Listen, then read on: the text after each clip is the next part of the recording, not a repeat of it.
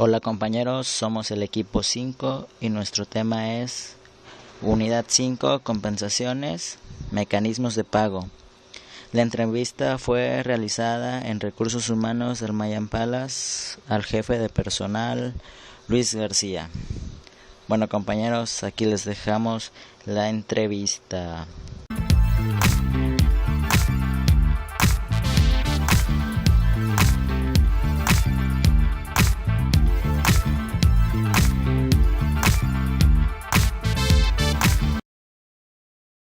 Y mecanismos de pagos hay diferentes tipos dependiendo cómo esté estructurado el salario del colaborador, ¿no? Hay colaboradores, sobre todo o trabajadores, que manejan la parte de propinas. Cuando manejan la parte de propinas tienes un sueldo base, que es tu mínimo, más las propinas que generes en el transcurso del servicio que estés dando.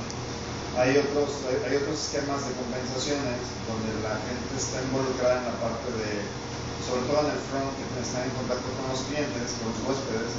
Se manejan comisiones por venta de vinos, comisiones por venta de alguna cena, comisiones por venta de agencia de viajes, que los lleven, algún viaje a Tasco, a huéspedes que vienen de visita, que los lleven, ellos tienen un sueldo base, que es el sueldo que perciben quincenalmente, y aparte pueden generar comisiones.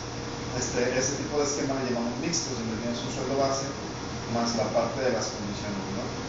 Por ejemplo, está nuestra coordinadora de banquetes, que también ella tiene un sueldo base, pero tiene que buscar banquetes o atender clientes que quieran hacer eventos dentro del hotel, y también eso le genera comisión por cubiertos o por número de personas para el evento, ¿no?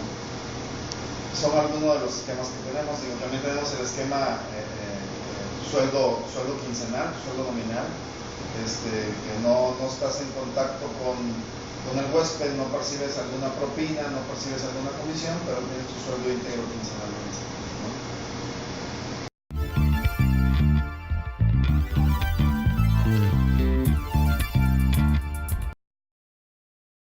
Bueno, con respecto a la clasificación y evaluación de los cargos en la empresa, primeramente, antes de definir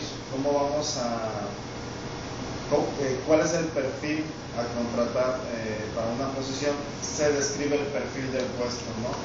Cuáles son las características, qué estudios tiene que tener la persona, qué experiencia, si tiene que manejar idiomas, si tiene que tener conocimientos específicos, sobre todo en la parte de mantenimiento, donde ya, por ejemplo, buscas un mecánico de lavandería que tiene que ser muy especializado. La parte de estudios, ya para otros tipos de gerencias, jefes departamentales. Primero haces la descripción del perfil, qué perfil debe de tener esta persona que va a ocupar la posición.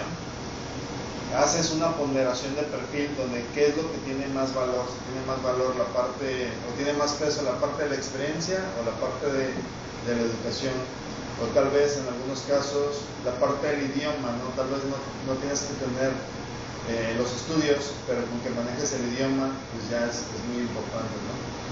Bueno, ya que tienes definida esa parte, ya comienza la clasificación de las posiciones, ¿no? Dependiendo, ya vas a contratar con una persona, lo evalúas, ves qué características tienes, y si cumple con el perfil de la posición, entonces ya procedes a la contratación, ¿no?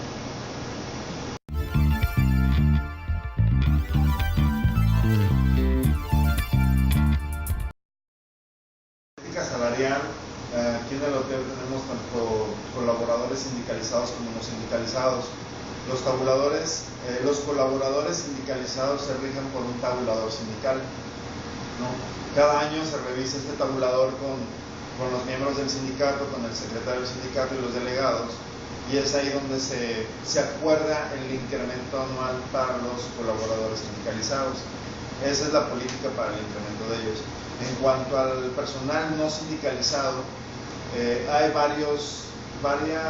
utilizamos varios métodos de medición, sobre todo es en base al resultado, ¿no? Cada año, a principios, se fijan los objetivos en el SET, que le llamamos nuestro sistema de evaluación de desempeño, y a final de año se revisan esos objetivos, qué cumplimiento tuvieron, y dependiendo de la calificación que tengan en el SET, es su incremento. Este no puede ser mínimo, no puede ser menos del incremento autorizado el anual, que es del 4.5% aproximadamente.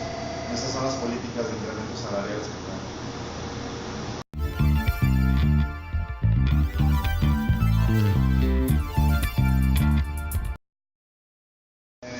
En esta empresa es base, ¿no? Es la base para todas nuestras políticas, para todos nuestros procedimientos. Para las prestaciones, nuestras prestaciones no son arriba, son superiores a la ley, a lo que marca la Ley Federal del Trabajo.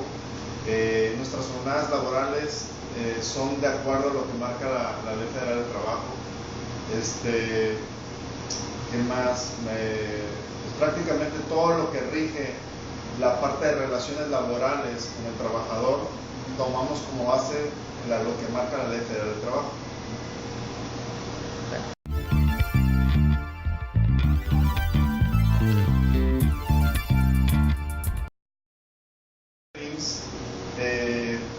Nosotros no contratamos a nadie si no está previamente dado de alta en el Seguro Social, ¿no?